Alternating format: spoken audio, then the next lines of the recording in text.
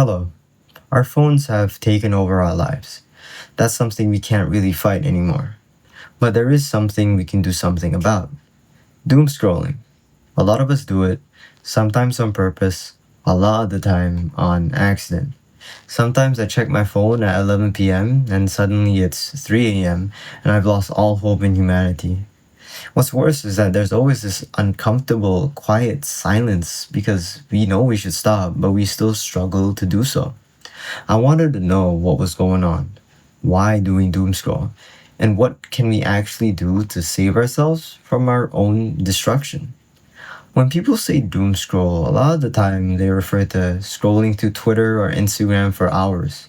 But to be specific, doom scrolling means we feed ourselves bad news compulsively without stopping. After hearing that, you'd wonder, why do we do it? Well, aside from underlying emotional needs like loneliness, one of the reasons why is because of negativity bias.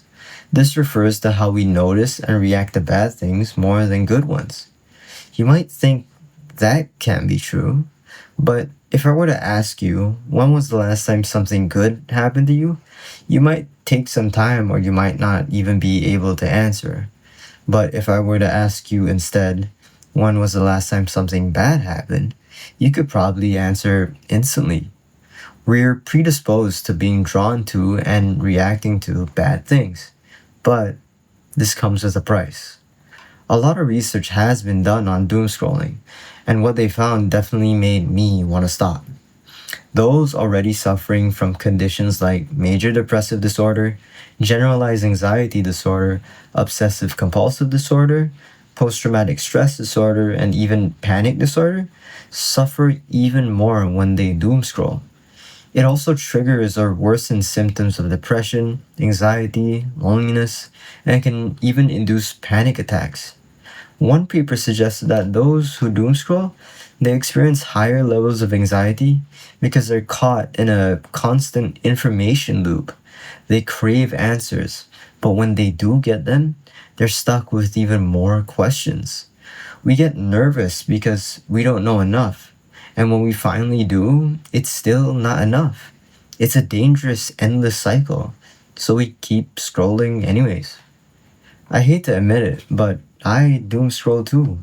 I find it most frustrating when I accidentally do it during the day, in moments where I'm supposed to be productive. But luckily, there are ways we can overcome this addictive behavior, because although we can't stop it entirely, we can learn to manage it better. One article put it best: you can't stop the waves, but you can learn to surf. The first thing I did was curate my feed. Instead of letting the internet decide what I see, negativity, drama, fear, I purposely choose to look for things that were more hopeful. Aside from that, I started being more intentional with how I use technology. I used to have Instagram, Twitter, and Reddit right on my home screen. But then I decided to take better care of myself, so I hid them. This created some friction, making it harder for me to accidentally open these apps. One last thing I started doing was engaging in slow media. Social media is fast. You scroll through hundreds of people without even really knowing their name. But books, video essays, and even research articles help me slow down and clear my mind. These slow forms of media let me take back control what I give my attention to. I hope these small shifts help you just as much as they've helped me. In the end, use social media or any platform with a little more intentionality. Instead of seeing your phone as something that can ruin your faith in humanity, see it as something that best serves you. I still have my phone and iPad, but now I use them to read books, write about how I feel, and occasionally post on social media. By being smart with how we use technology, we can begin to direct our lives better.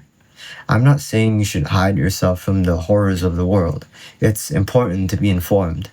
But there are diamonds in the rough. We just have to put a little bit of work to try and find them. And when we finally do, we'll feel lighter, happier, and we'll have a stronger sense of what we're fighting for. So do yourself a favor and review what you've been seeing. See how it's been shaping you. There are real dangers to doom scrolling. You can take over your life without you even realizing it. But with awareness, small shifts, and a little intentionality, you can take that power back. And maybe even then, you might start to enjoy being online again. And with that, I hope you take care and see you soon. Goodbye.